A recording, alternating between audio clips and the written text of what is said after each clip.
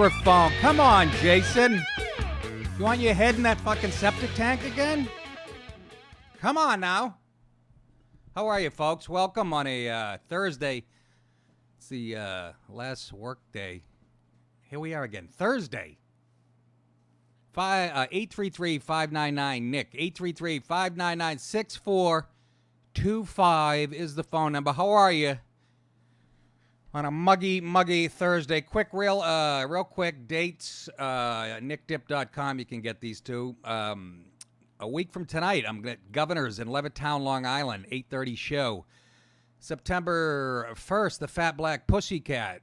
September 8th, the Fat Black Pussycat. That's in New York City, right around the corner from the Comedy Cellar. Probably the hippest room in New York. Friday and Saturday, September 14th and 15th, Arlington Draft House, Arlington, Virginia. Friday, September 21, Orpheum Theater, Flagstaff, Arizona. Saturday, September 29th, back at the Fat Black Pussycat. And if you're in the area, come in. Great place to see comedy. Holds about 75 people. Intimate couches. You got your own lamps. People actually recline sometimes if there's an extra seat. And, hey, I want to remind you guys, this is brand new to nickdip.com. We have a contribution button. People can make a one-time contribution. Some people don't want to sign up, but they still want to contribute. So we have a button that you can press to contribute one time if you want. You can use a credit card, a PayPal, debit card, which is nice. People above the tons of subscribers still want to, support my marijuana habit.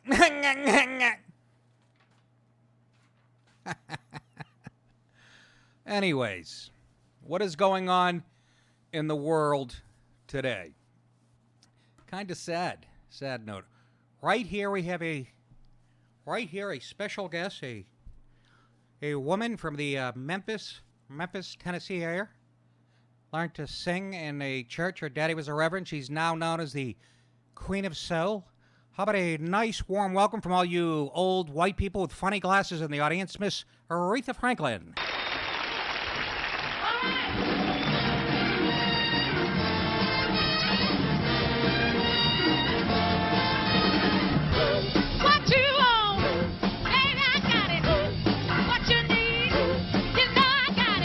Love her. Love her.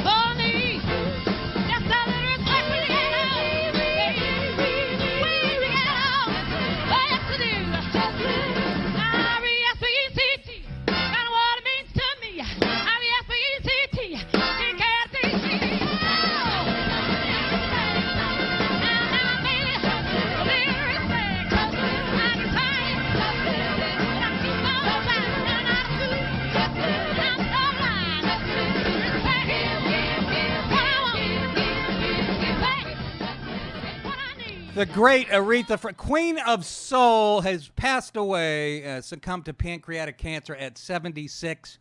Grew up like most tremendous entertainers, poor. That's not taught. That's just natural. Just it doesn't get better than that. And she had a ton. She won 18 Grammys. First woman inducted into the Rock and Roll Hall of Fame. She won the Medal of Freedom on George W. Bush gave it to her in 1987. And can you imagine growing up poor and her dad was a reverend? She learned to sing in churches and And that became a feminist anthem, respect, and so did Natural Woman and Rocksteady, and they're not like, we don't have that anymore. We got Ariana Grande and a couple other young bitches I can't name, but seriously. And that's why I got to open for Patti LaBelle. She's getting up there. I got to open for her 2 or 3 years into comedy in front of 2,000 people, and she was the nicest person I ever met. I brought my sister, and she brought my sister into the dressing room, was giving my sister shrimp and talking my sister's ear off. And Aretha Franklin, it's 76. What a life, though, huh? What a life. Do we have a picture of it, like what's going on in the subway station? This is in New York. A couple people did this. There's one that's actual graffiti and stuff, but which is so cool. I'm not a big graffiti fan, but when you're paying tribute to a legend, you leave it there. Show the respect. If there was only a DiPaolo Ave, because when I die, I'll tell you, people will be writing that stuff in human feces with a big red extra. But rest in peace, the great Queen of Soul, Aretha Franklin. And man, did she kick ass. First woman inducted into the Rock and Roll Hall of Fame. That is saying something, is it not? Anyway, and people start beefing online about the graffiti. This is the world we live in. Well, that's vandalism. Shut your fucking cake hole for 5 minutes. It's a tribute. It's very New York. And can you talk for 5 minutes on the internet without arguing with each other? Could you? Could you please just try that and celebrate the great Aretha Franklin? Anyhow. I'm giving out the Sirius radio phone number. 833-599-6425. 833-599-6425. Let's get to this story broke a couple days ago. And if you live in New York, if you like the Cuomos, I feel bad for you. Even the old man Mario he was the better of the. But you get Chris on CNN peddling his left-wing horse shit. And our governor, Andrew Cuomo, made some news. During a speech yesterday, Governor Andrew of the great state of New York said, this is what he said. Let's show the clip of the schmuck. We're not going to make America great again. It was never that great. It was never that great. By the way, that got a round of applause. Only in New York would that get a fucking round of applause. But I don't like that guy. That's what he said. It's never that great. Guys, I'm not here. Who the fuck said that? Who's the slimy little communist shit twinkle-toed cocksucker down here who just signed his own death warrant? That would be Andrew Cuomo, but he didn't sign his own death warrant. He probably just got elected again. Who's he running against? Cynthia Nixon. Because we all see the world the way lesbians see the world, through their prism, right? That's who he's running against. So why would he even have to say that? And then he backpedaled today like a shitty defensive back that got burned. I didn't even mean what I said. He actually just totally backpedaled it and retracted it. You don't have to. You're in New York. You're safe. You can say all the anti-American horse shit you want. But we have to deal with the Cuomos. And Trump went after him in a tweet. Trump said Cuomo was having a meltdown. And then Mark Molinaro, Republican gubernatorial candidate. You got to be nuts to be a Republican run for governor of New York. But Molinaro said America with its imperfections has always been great. Our people, our principles, and our promises have been a beacon of light to the world for 242 years and counting. But here's what this is. Then he goes into the whole. It's really about equality and women. This is how you know he's trying to outflank Cynthia Nixon with her left-wing, anti-male, pro-woman horseshit. We have not reached greatness, Cuomo said. We will reach greatness when every American is fully engaged. We will reach greatness when discrimination and stereotyping against women, 50% of our population, is when discrimination is gone. Just a fucking. Girl, when I fucking smash his fucking face in. Once again, really? Again, progressives talking like it's 1955. Really, women are still second-class citizens? Why, because they can't have abortions on the sidewalk at noontime on 42nd Street? What the fuck is he talking about? What is he talking about? I never got that whole women are second-class citizen shit. All we do is buy you dinner and drinks for the last 100 years. What? You're pointing to your ring. What? Thank you. Get on the mic. I want to hear from Priscilla. You big chicken ass. Anyways. Oh, yeah, you're so oppressed. Why don't you go to Afghanistan or any country in the Middle East where if you show 3/8 of your ankle, you'll get battery acid thrown in your face? See, that's the way Cuomo sees America and most people who vote for a jerk-off like that. That's how they see it. What are you fucking talking about? Every time I pick up the papers, the New York Post, there's a story about how the Forbes top 500 CEOs, how many women are CEOs, and they never acknowledge any progress, whether it's gender or race, because if the Democrat Party does that, then they have nothing to run on. All their straw men are gone, and they have no fake beef with the world. This country isn't... It got kind of shitty when Carter took over. I'll give him that much. And then after 8 years of Obama, yeah, he took the shine right off this great country. Did I say city earlier? Did I... So he's full of shit. Yet he will run basically unopposed and be the governor again. But oh, the women, they're just so oppressed in this country. It's just like living in Kabul. But again, he's trying to out-feminize Cynthia Nixon. Good luck with that. But again, it's what? Identity politics. It's all they have. If it's not race, it's gender and blah, blah, blah. We're all, people on the right are for equality too. Equality of outcome is not what we're for. We're equality of opportunity. We can't guarantee equality of the outcome, which is what Cuomo wants. I would like to say... What would this country look like if everybody's true? It's called radical egalitarianism, where everybody just equal on all. What we're all dressing in what? We're all making $50,000 a year, and you're in charge. We're all wearing the same drab clothes. That's what gives Cuomo a hard on. What a fucking ugh. And then they named a bridge after his old man, right? Was that after his old man? Yeah, the Tappan Zee Bridge, which is not far from here, which has been there forever, this beautiful bridge. They renamed it the Mario Cuomo Bridge. It's right for the old man. It's not. It can't be for the CNN host or this. Anyways, so women, get out there because Cuomo says, and that this country it's not going to be great until he can get head from all he is. I don't know what he's fucking whining about.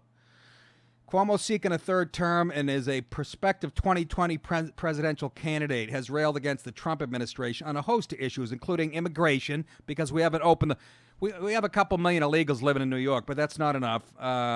Host of issues, immigration, gun control, like that's not tight enough. I was forced to buy a goddamn shotgun because a handgun would have taken me to 2029 after they named the bridge after this chooch. Would we be getting a handgun? It's fucking ridiculous. Meanwhile, you pick up the police blotter in Brooklyn. Every night there's something going on. Gun control, tax reform. He's beefing about tax reform. My property taxes are more than most people's houses a couple towns from here. We have the worst property taxes in the nation. What the fuck does this guy want? Also the rebuilding of Puerto Rico, which Cuomo has visited 5 times since Hurricane Maria last year. And you know why he's visited Puerto Rico 5 times? Do you know why the governor of the state of New York because New York City has a ton of Puerto Ricans. You can see through this guy like a fucking trash bag. What? No? What are the bags you put your sandwiches in? Ziploc bag? A Ziploc bag. Thank you very much, Jason. It makes up for the shitty beginning. You're welcome. The fuck, you smoke a joint before you came in here today? You're probably still stunned from that poop splashing up in your face. I've been lightheaded for the last 36 hours. I felt bad after I watched it. I went, that is kind of fucking mean. Let's go to Nelly, buddy Nelly in Philly. He wants to talk about Andrew Cuomo. Nelly, what's going on, fella? Hey, Nick, how you doing, man? Good. How you doing? Hey, do you remember? Oh, so far so good, man. Just living the dream. You know, you're still my favorite Mexican-Irish person. You know that, right? Thank you. Ancestry.com. Hey, listen. He's exactly like his father because I grew up in New York and I remember seeing a poster when I was a kid of vote for Cuomo, not the homo, when he was running against Koch. Koch. Yes. Yeah, he's exactly like his father. He's exactly like his father. Just when I voted the first time I voted when I used to live in New York, I voted against Cuomo just to get Pataki in because I just couldn't stand his shit anymore. So Well, you have more sense than most because New York it's not even blue. It's bluer than my balls in 7th grade. I mean, I don't know how to describe New York. It's the People's Republic of New York, not upstate. Everybody goes, well, upstate, there's plenty of Trump. Yeah, well, there's 11 people upstate. 65,000 miles of trees and cows and 11 people with Trump signs. But, he's trying to become the super, feminine candidate because he's running against Cynthia Nixon, who's going to get crushed like the lightweight that she is. And maybe I'll throw my hat in the ring. I'll vote for you. I'll move back to New York just to vote for you then. Please do, Nelly. All right, man. Well, that's all I got. Anything else? All right. Nah, not much. Thanks for calling. I'll talk to you again. Fuck the Eagles. Wait a minute. He's from Philly. He just said fuck the Eagles. I'm loving that guy more and more. He votes like me. Hates the Eagles. 833-599-6425. 833-599-6425. Then he backpedals. Just totally. I didn't mean what I said. I didn't even mean. That happens. You get in front of your own constituency and the room you get a little, At least when Trump, what he was trying to do is, I think, he was trying to shoot from the hip. I bet that couldn't have been in what he was reading on the teleprompter. And, Trump knows how to do that. Cuomo's like, I'll try to, do that. And he took it right in the balls. People on the left were fucking saying that was dog shit what he said, too. So let's give them credit, all 6 of them. So Cuomo, he ended the speech by saying, we have not yet fully liberated the women. We have not yet fully liberated the women in the country, and we will. And New York will lead the way, and watch New York rise. What a bunch of shit. No, they're ignorant. That's ignorant. It's all about abortion. Trump alleged that Cuomo once called him and said, I'll never run for president against you. Now that I can believe. He also went on to say, and I do disagree with the president. If I were president of the U.S., this is Cuomo, I would not be trying to roll back a woman's right to choose. I would not be ripping babies out of the arms of their mothers. Well, you do every time you send somebody to prison in New York. You break up families if that's your fucking point. But, again, it's all about abortion. I tell you, no fucking kids! No, but you wouldn't listen. Why, you stupid fuck! Well said, Tony. 833-599-6425. 833-599-6425. I didn't get to this story yesterday. Boy, did this one fry my fucking apples and bend my rod to the left. No idea what that means.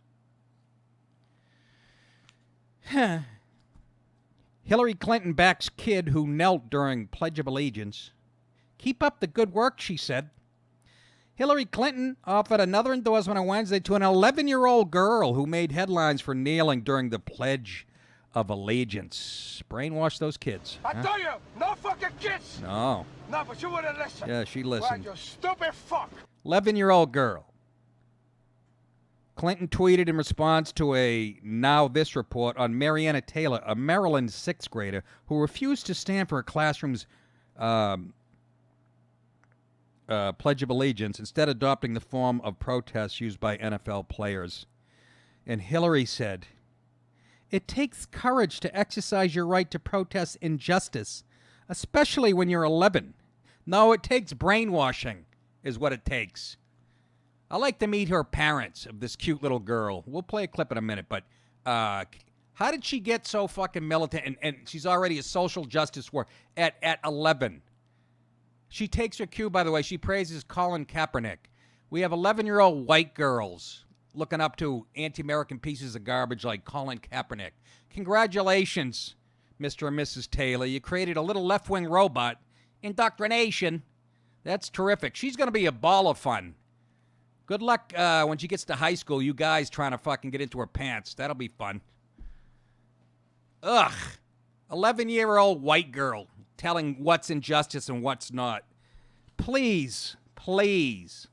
It takes courage to exercise your right to protest, Hillary said of the fucking 11-year-old. Could I grab this microphone? I beat your brains out with it because that's what she deserves. That's what she deserves. I'm talking about Hillary, not the little girl. She's just a child. She doesn't know she's being manipulated and played like a fucking political pawn. The Washington Post reported in May that Taylor, a student at Kingsville Middle School, is a sixth grader with strong beliefs about racial injustice. Hey, who better to speak about racial injustices than an 11-year-old white girl from the suburbs? I'm sure she has a fucking grip on the issues. And the thick-ankle dog face, Hillary, encouraging her. Oh, she also has strong beliefs about sexism, and she doesn't have tits yet, I don't think. And she's got strong comments about gay rights. I'm sure she has a ton of gay friends. And President Trump's proposed wall at the Mexico border. Maybe you should help him build it. You have a Lego set, don't you? Oh, we're finished. We are finished as a nation. And Larry Bird was fouled. According to the Post, Taylor says she was reprimanded by her teacher, leading to the involvement of her parents. Can you imagine what her parents are like, huh? Just, what do? Just sit at the table, the dinner table, and go, did you read? Did you finish Noam Chomsky's book yet? You haven't? Well, get to it. You won't be able to go to that feminist march where you wear the pussy hats on Saturday. She's reprimanded by a teacher, leading to the involvement of her parents, as well as the ACLU of Maryland. First of all, Maryland is, again, blue as this shirt. Can you imagine the people that work at the ACLU, which is just a left-wing. They're a step above the Southern Poverty Law Center, which is a terrorist group from the left. And, however, her school said she wasn't punished for her actions. Well, of course not. Of course not. She put up a little poll. Cute little girl, smart, eloquent, precocious. I'm giving her all that. But my point being, she couldn't get like this because she wasn't born with these stupid thoughts in her head. They were forced into her head by her parents and, watching Hillbilly Joe Scarborough with her parents, whatever. But here's a clip of her on her Facebook. Free speech is important because without free speech, we're not really expressing our opinions. And if we can't express our opinions, then who are we really?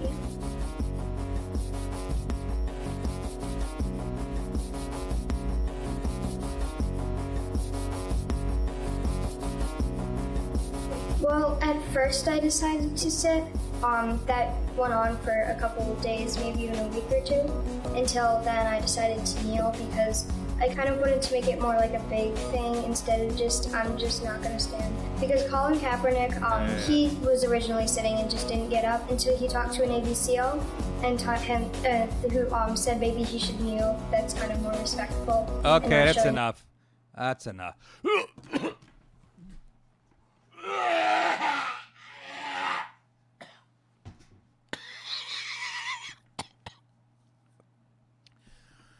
11-year-old white girl looking up to a militant fucking average quarterback who hates the country that made him a millionaire, who would be fucking sweeping out men's rooms in other countries. But that's a good role model. That's good.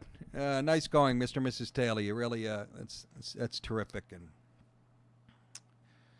get her Mein Kampf, too, for her 12th birthday, and she can rip through that. And 11-year-old white girls taking the cues from Colin Kaepernick. Congratulations as far as the left goes with indoctrination. Mission accomplished. You got a whole generation coming up fucking dumber than the ones. And that's why the future is Yeah, Trump won this last one, but you people on the right, you're going to have to get radical. I'm sorry. You're going to have to, other than whatever, a few radio talk show hosts, you're going to have to fucking, Start raising militant kids. Where's the 11-year-old white girl that's quoting Strom Thurmond? I want to see her. or trying to think of somebody else. I don't know. I was going to say Pat Buchanan, but I love him. 833-599-6425. Isn't that gross? Do you find that? You don't find that gross, folks? Disgusting? I'll go back to camera 2. I like a wide shot. Every once in a while, I spend good dough on this.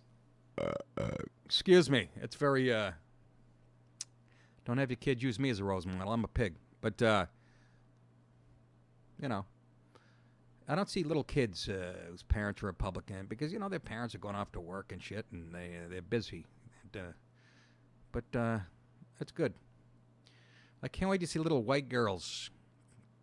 I wonder if she put up her little white hand in a power sign. Disgusting. Disgraziat. But Hillary backs that type of shit. That humorless pig face. But she says actually kneeling is a reverent position, she claimed at the time. It was to demonstrate in a peaceful way against racism and injustice in our criminal system.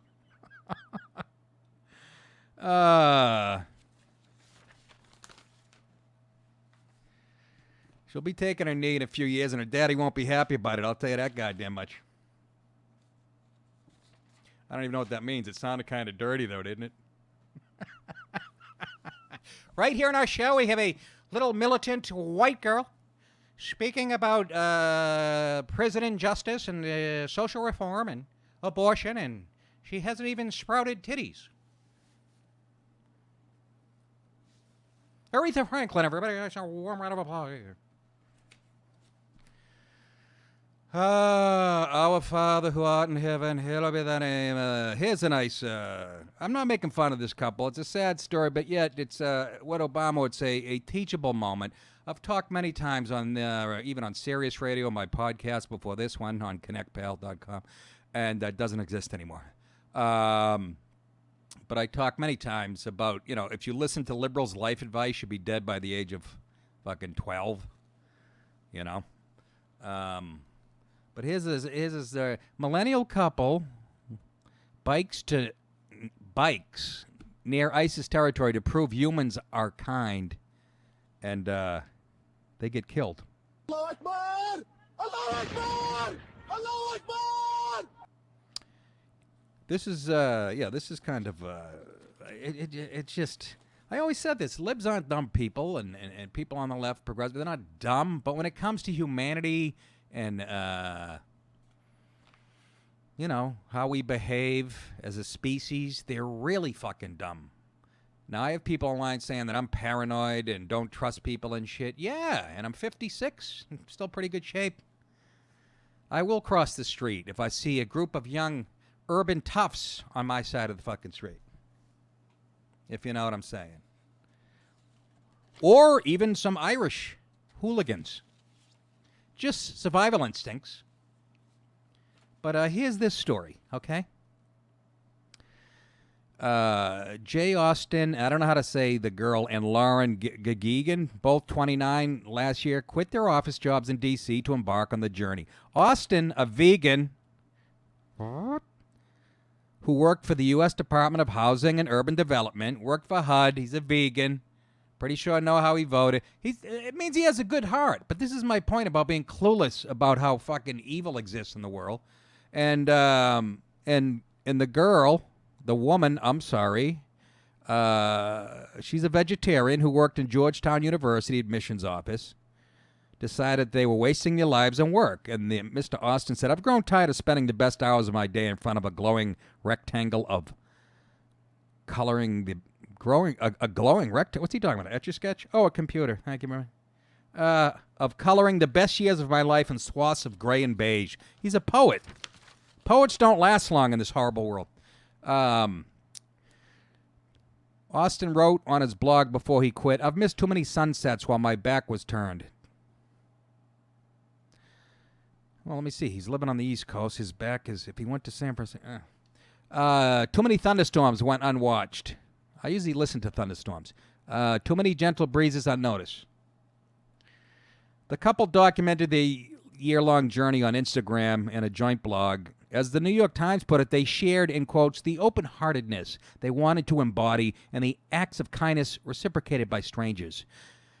And this is the guy talking again. You read the papers and you're led to believe that the world is a big, scary place, Austin wrote. People, the narrative goes, are not to be trusted. People are bad. People are evil. Yeah, I think we document that every day by watching, just watching clips that go viral on the internet or just watching news at 6 o'clock at night.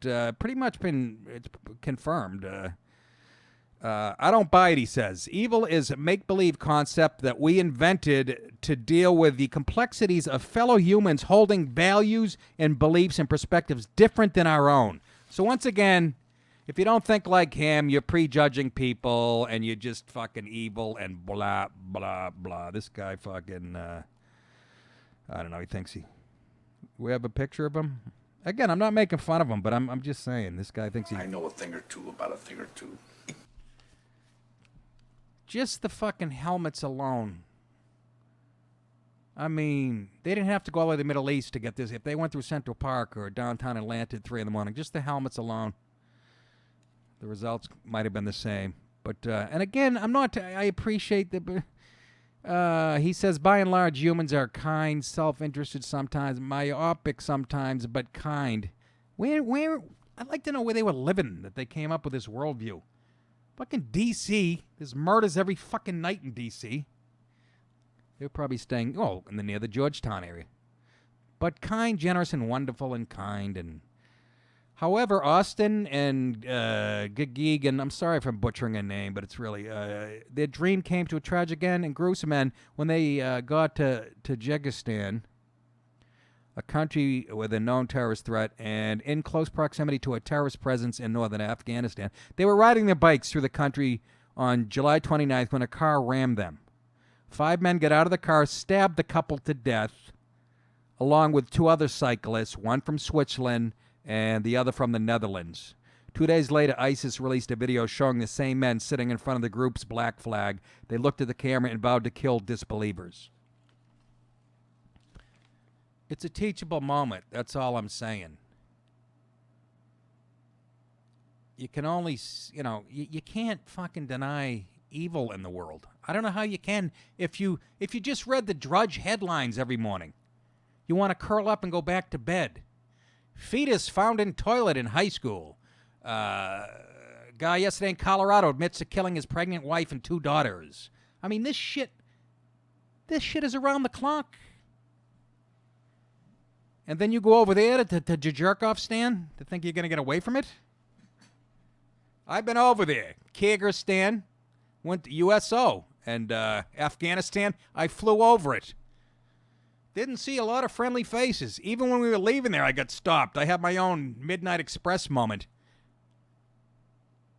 Something wrong with my passport. I admitted that we went to a different country other than Afghanistan or something, and they held me. It was the creepiest thing. All the guys, Artie Lang, all the guys. There was this black guy. He was a veteran of Vietnam. He was the one watching us all on the head of the field trip.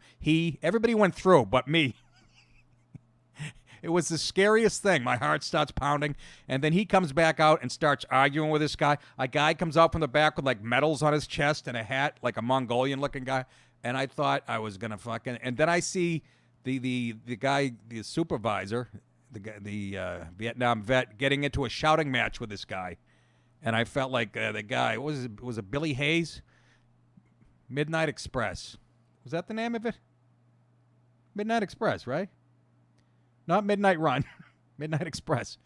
It's about an American who got caught with some hash in Turkey, went and get thrown into a Turkish prison. It's one of the best movies you'll ever see, based on a true story. But I had that moment. I could hear my head pounding, and I didn't think I was leaving. But the point being is, yes, you try to see the good in people, but you got to be a little bit smart. And these scumbags pull up, almost like God wanted to. I don't want to say call them home. I hate when the real religious people say that. God called them home that day. That's how you call them home? By ramming them on their bikes and then stabbing them to death? You couldn't ring a dinner bell or fucking text?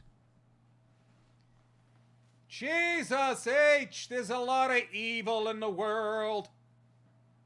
I try to see the best in people, but I start at the premise when I'm meeting somebody, this guy's a jerk off or she's an asshole. And then I work my way from there. That's where I start.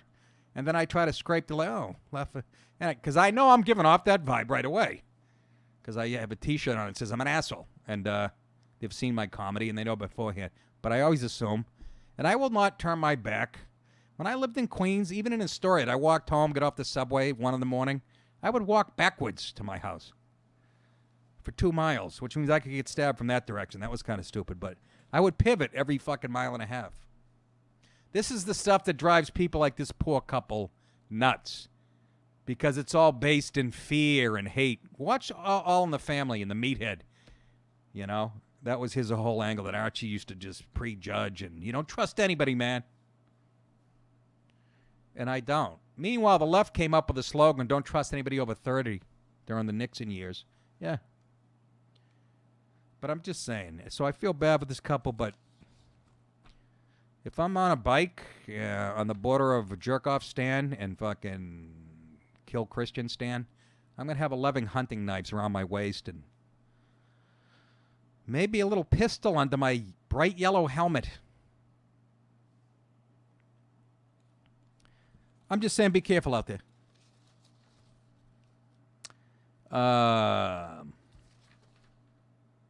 And they're telling an overly generous understanding of human nature is behind much of today's progressive movement.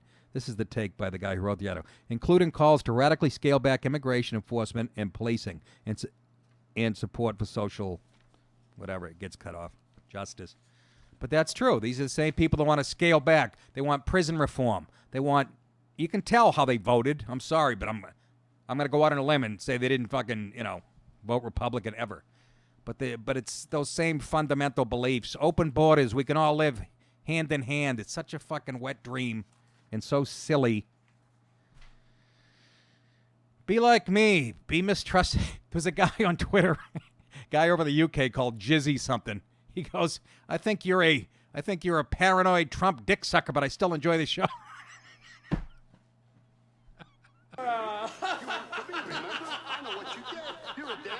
You know why? Because he knows deep down I'm right.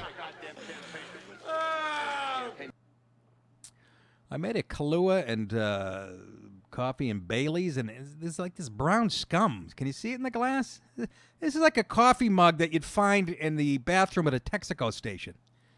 Texaco, is that even around? Okay, BP. Shell. It looks like every coffee cup you'd find on a toilet in a gas station. Good. Why does my fucking Kahlua and coffee have dandruff? Aretha? Let's go back. Can we hit Aretha? It's in my head. I got to hear it again. Right here from the Memphis, Tennessee area. Come on, Jason. You're having a rough day, I'll tell you. All right. I pulled a quick one on you. Don't worry about it. Timing is everything. Just a little bit, yeah. Yeah. What are you sketching the fucking clips? I thought there was something called preview. Anyways, let's move on with it. We could, you know what? Hey, Jace, maybe we'll end the show with the fights. Okay, and Aretha. Can we? Oh, wait a minute. You don't have just the audio. No, I can pull up a different clip of it. Okay, whatever. Yeah, we'll figure it out. Come on, Priscilla, get the name and get what they want to talk about. Let's go. The staff today, folks. I don't know. I stuck this guy's head in a septic tank, thinking it would fucking scare him straight. I think you might have got some Hep C from my poo-poo. There are a few brain cells missing. Ask the woman next to you what's taking her so long. Oh, Priscilla? Jesus. Yeah. All right, let's go to Nathan in Connecticut. I love this guy and I hate him at the same time. Right now, he's folding cardigans right next to a footlocker. Nathan, how are you? I figured this last story would, definitely evoke a response from you because you seem to that you take a skateboard through Tehran. Go ahead. I wouldn't go that far, sir. First of all, I'd like to say hello to you and the young lady that answered the phone. I don't know where the other fellows are, but Priscilla, that's a lovely name. Yeah. Well, it does invoke a visceral reaction from me. First of all, I do not work, and I don't fold cardigans anymore. I did that when I was working in Macy's. I see you like to pigeonhole me into that, but I'm in men's accessories, belts, ties, and shoes now. Well, I do like to pigeonhole the same way you pigeonhole me the first time I ever talked to you as a troglodyte. So go ahead. I didn't pigeonhole you. Have troglodytic tendencies, sir. I didn't pigeonhole you. Yes, I do. I will admit to that. Go ahead. But, much like a lot of the army of third shift Stromboli slingers that listen to your show, I don't think...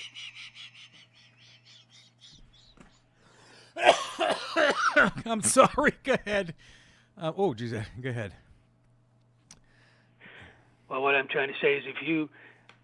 I know that it seems that you're trying to keep a pure heart and look at the world through, but you have a much more mistrusting attitude. You have an attitude of, I would compare it to like a father who's watching his daughter, looking at her daughter's new boyfriend, take her out for the first time, just very mistrusting and very suspicious, because that type of attitude does not open your mind up to the world we live in, because those people, I would say that was a misjudgment by taking that bicycle through that area. That was unfortunate, and it had an unfortunate ending. But I happen to have many, many friends that work in the mall. They work in different stores, not necessarily mine. And I was wondering if you would look at them the same way as you would look at the people that are over there in Tehran that are wielding the weapons and hurting people. Yeah, it depends what store. If it's a Foot Locker, yeah, I'd be skeptical.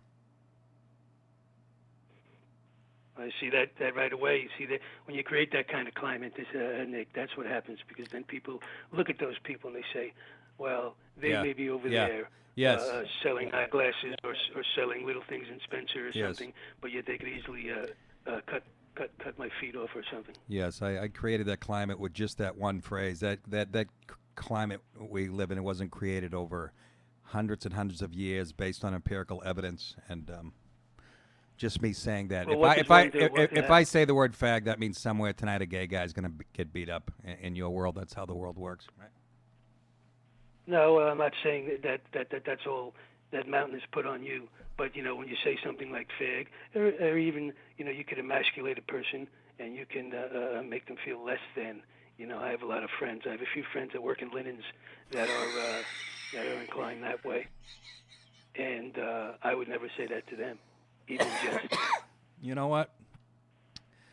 That's a great point made with great humor. It's hard to argue with Nathan, but no, I will outlast people who vote like you and think like you. I will be again. If this civil war kicks off in this country, it's getting close to it. I'm already on the side that has all the fucking guns, and you guys can go, oh, they wouldn't use them on their own fellow citizens, and then you'll be surprised. Somebody will ride their bike by my neighborhood with a Obama hat on, and he might get it. Unfortunately, I don't know anyone with guns, but if that apocalyptic vision that you have ever happens, I would join you in your gun tower. I don't even have a tower. I wish I had that kind of money. I'll be sitting on a fucking... there's an old swing that's connected to a tree with a rope that the guy left for us. I'll be sitting on that in my wife beater, going back and forth with a nice Remington pump action. Go ahead. Do you know the movie Midnight Express? I watched that with my dad one time, and that was a great movie. And you actually remind me a lot of the father, the concerned father, with a little touch of a Rifki thrown in there. You remember Rifki? He was the one who made the watered down coffee. Yes. You know who I think I'm more like? I'm more like the warden of the prison, the big Turkish guy who brought his two little kids to work. They're in shorts, remember? Oh, he was a terrible man. He reminded me of my old boss in Macy's.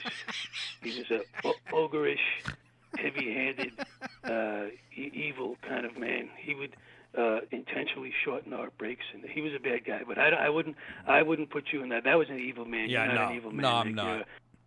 No. You're a good man. You like animals. You just tend to sling this suet occasionally. I do. All right. Well said, Nathan. Good to hear from you. Okay. You're still my... Paolo, may I call you something? Since you're in your new place, I would say thank you for having me on again, and all the best, Carlo Gambasement. Take it easy, Nathan. He works in the mall. He's in retail. There's a lot of money in those white sweaters, Pop. Long as my vocation doesn't conflict with yours, I wish you all the best at Structure or Chess King. Again, old references, but thought I'd throw them out there. I'm still sad about Aretha Franklin. I'm sorry, but that song, Natural Woman, I used to sing that in the shower and put my penis between my legs. And, well, that's after I saw Silence of the Lambs. Anyways, 833-599-6425. Sound like a Jewish car dealer from Long Island. Come on down. Pick up a Ford Escape, a Ford Focus. 833-599-6425 is a phone number up in here. Little Coke drip. What do we got on the, this guy. Speaking of fucking lowlifes. Do you know Keith Ellison? You know, he's the congressman from Minnesota that when he was sworn in had his hand on the Koran. I guess he wasn't the first, but right away, that turns me off. Call me a bigot. Excuse me. But a real angry black guy. And Minnesota, you need help on how to vote. On Tuesday evening, Rep. Keith Ellison won the Democratic Party nomination for Minnesota Attorney General. He's now the Attorney General by more than 30 points. It should have been a wholly victorious moment for Ellison, a leader of the DNC committee and a high-profile voice for its progressive flank, but it wasn't. It wasn't a wholly victorious moment. On Saturday night, Ellison's former girlfriend's son published a post on Facebook that accused Ellison of being violent towards his mother, Karen Monahan. Don't even know her race, don't care. During the course of their relationship, he claimed to have... This is the kid now of the woman that he might have got rough with. The kid said he claimed to have discovered abusive texts and tweets, as well as a 2-minute video of Ellison dragging her by her feet while yelling expletives at her, which because of, again, my distrusting nature that Nathan pointed out, I believe 1,000%. This guy's an angry guy. He's a fucking flaky of Farrakhan. I'll get to that in a second. And he hates his country as much as Pelosi and fucking Adam Schiff combined. Monahan, that's the woman, later wrote that her son's allegations were true. Ellison has denied the allegations, including at his victory party. What else is he supposed to... Of course he fucking did. Liar, whore, and you know it. This is how you know that I'm right on this one. Washington Post. If you know anything about the media, the Washington Post makes the New York Times look like the New York fucking Post. What I'm saying, it's very, very left-wing, anti-Trump. That's the one owned by Bezos, by the way, who owns Amazon. Washington Post this was a few months ago. The Washington Post fact checker has given Rep. Keith Ellison, Democrat Minnesota, the vice chairman of the DNC, its highest rating for falsehoods after the congressman claimed his relationship with Louis Farrakhan ended in 2006. Ellison has claimed recently that he does not really know Nation of Islam leader Farrakhan, who has made numerous anti-Semitic comments. Here's a little of Farrakhan, the guy that Ellison used to pal around with, anti-Semitic. The satanic Jews that control everything and mostly everybody. I want all of you to enjoy your cake. So, enjoy. That's Farrakhan. The Washington Post highlights a meeting with Ellison in Farrakhan at an Islamic center in Falls Church, Virginia between 2010 and 2013. A dinner Ellison attended for the Iranian president in 2013 that Farrakhan also attended. A private 2016 meeting between Farrakhan, Ellison, and Rep. Andre Carson, Democrat, Indiana, in a hotel suite. Despite Ellison's claims that he had disavowed Farrakhan, Ellison has had numerous run-ins with him and has not had much of a explanation for any of these instances. Ellison is trying to have it both ways, as the guy says that wrote this in the Post. Publicly distancing himself while privately doing something else. He earns 4 Pinocchios for suggesting his interaction with Farrakhan ended in 2006. So he's a proven fucking liar, and we know damn well that his ex-girlfriend's son found this text and this post, and that's verifiable. Yet Minnesota, he won by 30 points. What the fuck is your problem in Minnesota? Al Franken, now this guy. And it hurts me to say this because my favorite comedy club in the world is in Minneapolis, Acme. But what happened to the great state of Minnesota? I know downtown looks like little Mogadishu now. But what the fuck happened? And I hate to pick on how you vote because one of you guys voted for me for president. Some guy, where did we find it? It was in the paper, in a Minnesota paper. Somebody wrote me in after I performed at Acme. And it's one of the few places I sold out 1,000 tickets, 1,000 seats, the Pantages Theater. But how the fuck can this scumbag, in my opinion, just my opinion, angry, fucking, now allegedly abusive towards a woman, Farrakhan Flacky, win by 30 points. Is that what you're looking for? This nation is finished. And I know what I'm talking about, folks. I know a thing or two about a thing or two. Yes, I do. If you're wondering what that's from, that's Robert De Niro in the movie This Boy's Life. I turned it on. Those KFC guys I did that podcast that never aired. I told them about it. Then Robert De Niro, This Boy's Life. Please get it on demand tonight. Whatever. Watch it online if you have to. If you haven't seen it. Leonardo DiCaprio is Ellen Barkin is a single mom. Leonardo DiCaprio. This is when he was really young. Is her son. She hooks up with De Niro, who's a mean-spirited drunk from a little town in upstate called Concrete Upstate, Washington.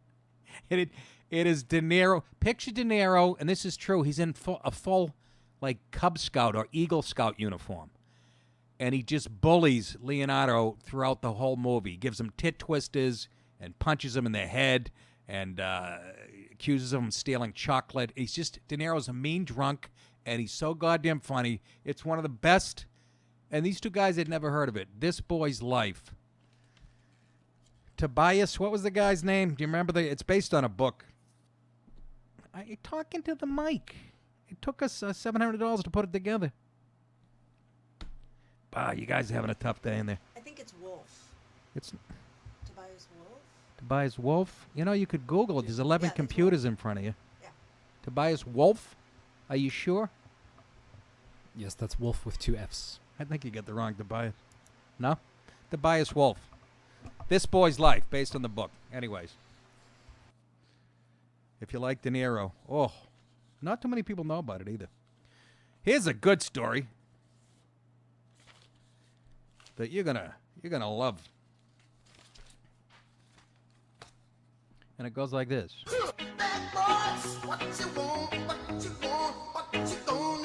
Cops take a knee, then walk out on Washington Redskins, leaving them stranded in their locker room overnight. And who doesn't love that story?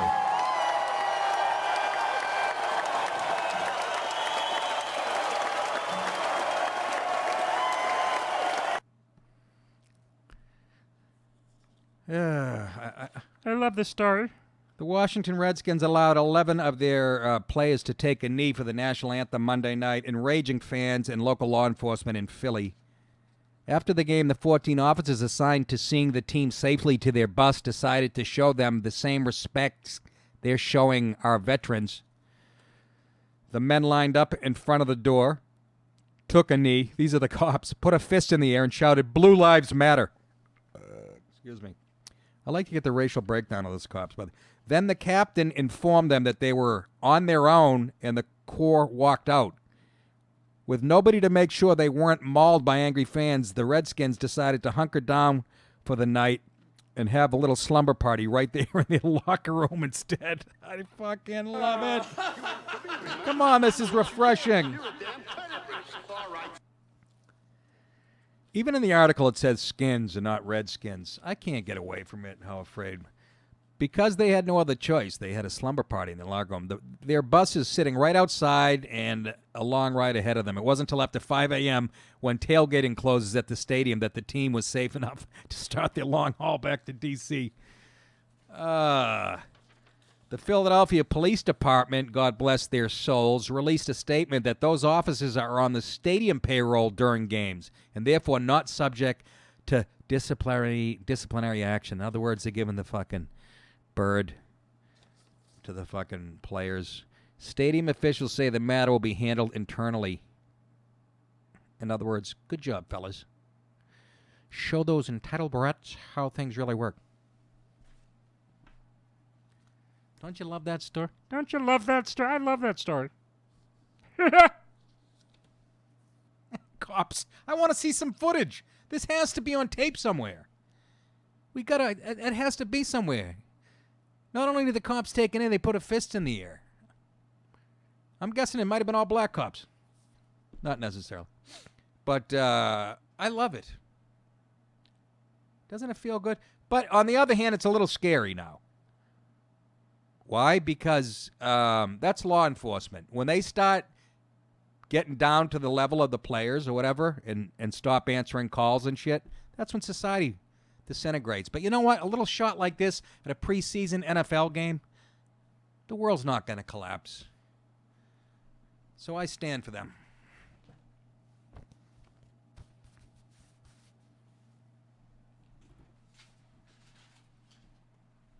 I'm running over old stories I did.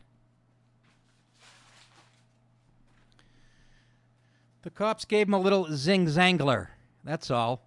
And but do you see my bigger point? If they start, and you know, some of this has actually happened, like in some cities where cops are now responsible. Like they were trying to pass legislation where cops are personally responsible when they're on the job. If they fuck up, if they accidentally shoot somebody, that, you know, they're going to lose everything or whatever. And a lot of the Chicago cops, remember they stayed in their cars after all this shit went down? Not answering calls. So I'm just saying that's, but this, again, this is kind of innocuous. Just a little message, kind of refreshing. I wonder if Trump had tweeted about this or heard about it. He'll be singing the national anthem at the. Excuse me. He'll visit the cops and have each one of them to the White House instead of the next Super Bowl champion. That's what he should do. Anyhow, great story. Nice job by the coppers. I'm sure somebody has a problem with it out there.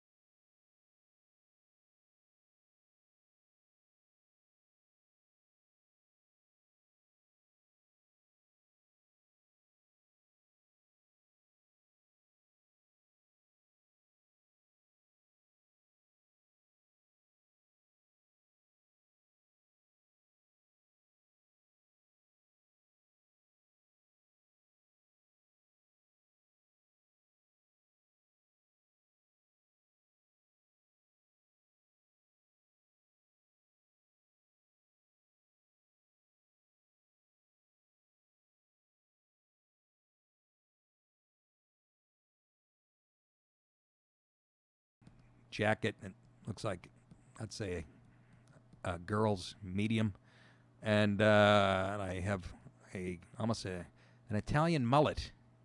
Maybe I am a redneck at heart. And my accent is, I make fucking Ted Kennedy sound like he's from Kentucky.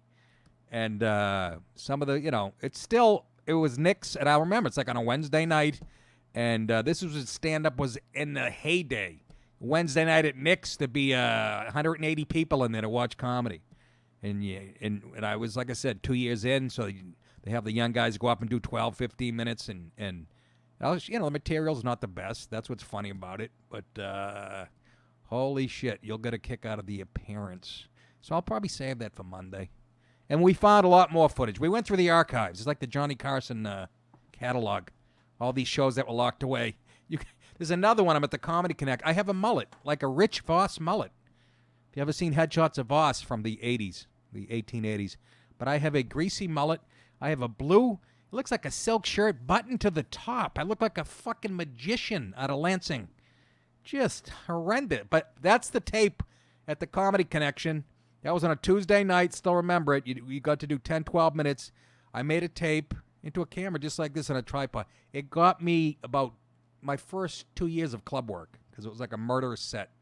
And I don't know if it works like that anymore in the business. But I'll hold on to that for next week.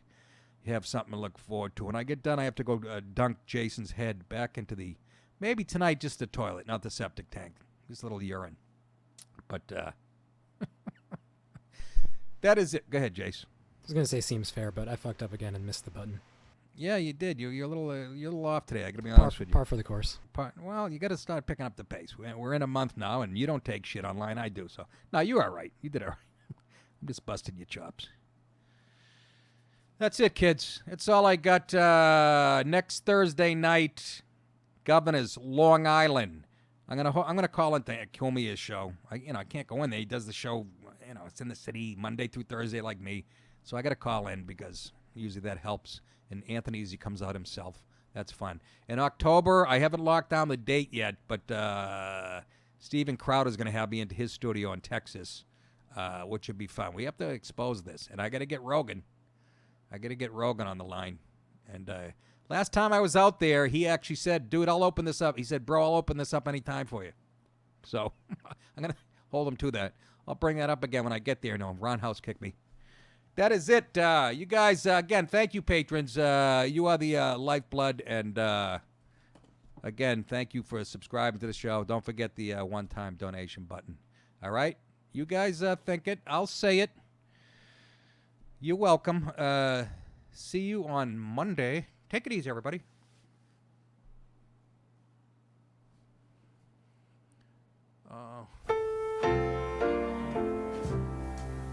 Looking out on the morning rain, I used to feel so uninspired.